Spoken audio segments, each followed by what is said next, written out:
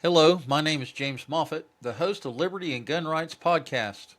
The following videos are sponsored by the JBS local chapter of Dorchester and Berkeley counties in South Carolina. JBS hosted attorney Michael Rose, a 1969 graduate of the U.S. Air Force Academy, retired South Carolina State Senator and President of the South Carolina chapter of the U.S. AFA Association of Graduates. His presentation was labeled Habits of Honor, Faith, and Patriotism. There are 8 short videos in this series which will be labeled Video 1 through 8. And responding. Can I call you out by name? Jerry? Jerry wrote an article and it appeared, and this woman wrote back, it appeared in the paper 2 weeks later, and just was, it was hysterical how she just discredited everything. And I said to Jerry, that's fantastic, because the more people fight us, the better off we'll be. And we'll have more, there'll be more lovers of the ground. And I ask everyone, no matter if you're a John Birch Society member or not, to, if you have something, push for it, drive it. There's a tremendous amount. What I found out, and I wish the speaker was still in office, was that in April of last year, Columbia put together a bill. And the bill was supported by 7 congresspeople. 7. So what I did is I looked at each one of the congresspeople, and I found out that, you won't believe this, but some are, in their bios, are ministers, pastors, deacons, teach school. I said, perfect. So I took the letter, I tailored it to each one of them. I got 1 response. 1. That shouldn't stop us. That should just give us more energy to push the envelope. I have an opportunity to have 2 children that are 11 and 12. I know I look too young on this, but besides that, what I found, and I've had them since they're 1 or 2 years of age, what I've experienced, which I didn't experience with the first bunch of kids, is that this group of parents and children are quite different from the 70s and 80s, and a little bit of the 90s. The experiences I've had, I took my experience, I said, well, I'll let this happen, and I'll have them have a sleepover, and I'll do this and do that. Well. What I found is that's not good enough anymore. What I realized is that these people that drop off their kids to my house never get out of the car. They don't want to know who I am. I can't believe it. But when I go to their house, I knock on the door, ring the bell, takes a few minutes, but they realize that someone's not leaving the door until they answer it. And I ask them questions. Because the experiences I've had since we've moved here in the past 10 years could be better. Could be a lot better. And I think that what we all have to do is realize that the problems that are in schools today are not because of the schools as much as the parents and the children aren't doing the right job. And we're not teaching them. And where this ties in, where I'm putting the string to this, is that the 10 Commandments sits on a wall. Sooner or later, they have to read at least 1 or 2 or 3 or maybe all of them and realize that through osmosis, they understand that they honor their mother and father, they don't kill people. There are a lot of different things.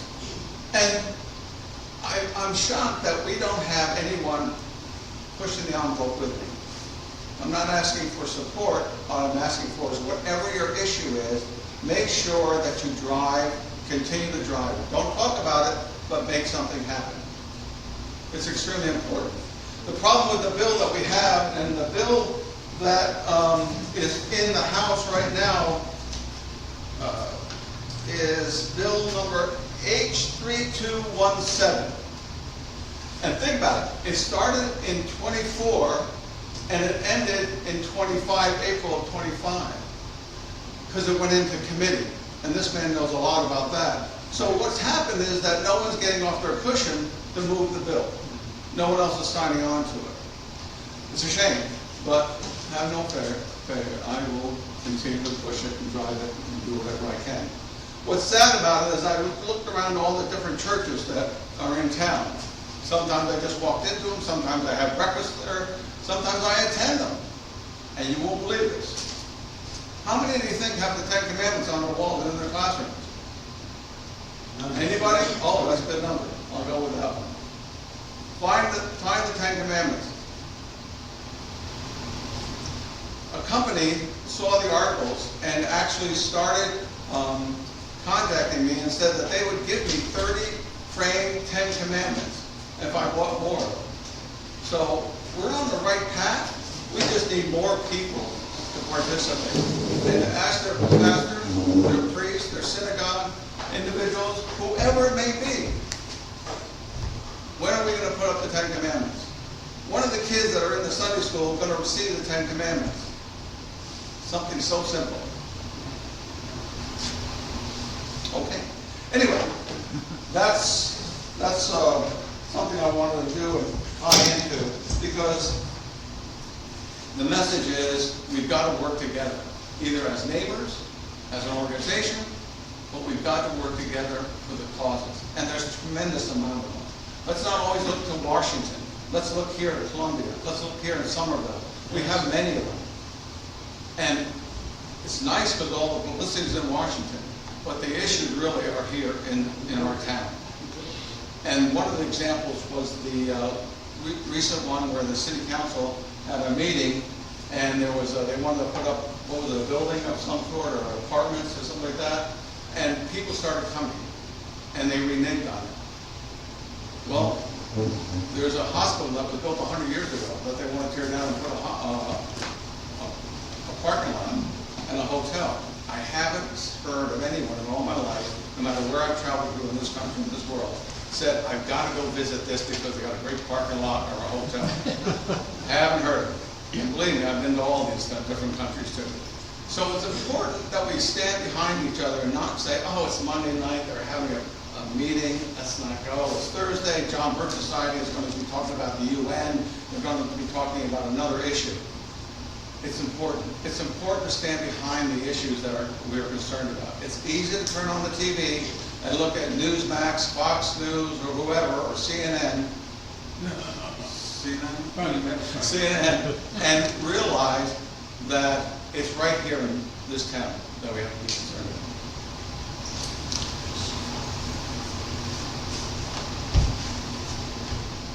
The next individual is going to get up and speak, and I think you'll be quite impressed. Matter of fact, there was a person that Lee went to see this presentation a month or so ago. And Mr. Rose, his bio is phenomenal. He was a congressperson. And I looked up to see how he did, what he did, and I'm impressed. There were so many different committees that he participated in and was a head of when he was a congressperson. But that's not where the real meat of Mr. Rose is. Of course, he's an attorney. He graduated from a great school. But he put that aside. What's he doing today? He's supporting people in the community, and he's supporting veterans, and he's doing it all day long. As a matter of fact, he said that's one of the favorite jobs he's ever had is what he's doing now. And he lives right across the street. He didn't even have to find a parking space. He just came over and was there.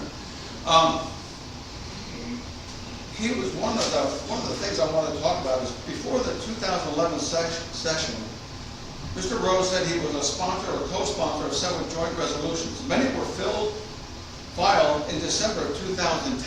Listen to this.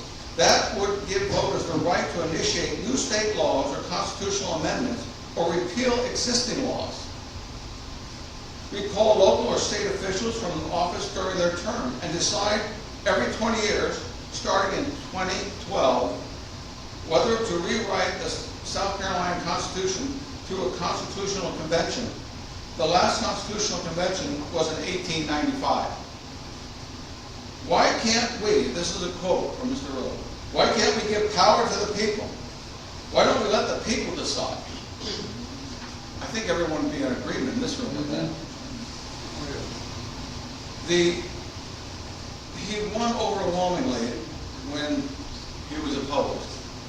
And I love it wasn't by 2 votes, it wasn't by 5 votes, it was by thousands of votes. And the more you get to know this man, the more you realize that this is the type of people that we want in office. Someone mentioned about term limits. If we had term limits, it would be a disgrace not to have this man in office, for sure. That's another story. So without further ado, Mr. Rhodes? Right.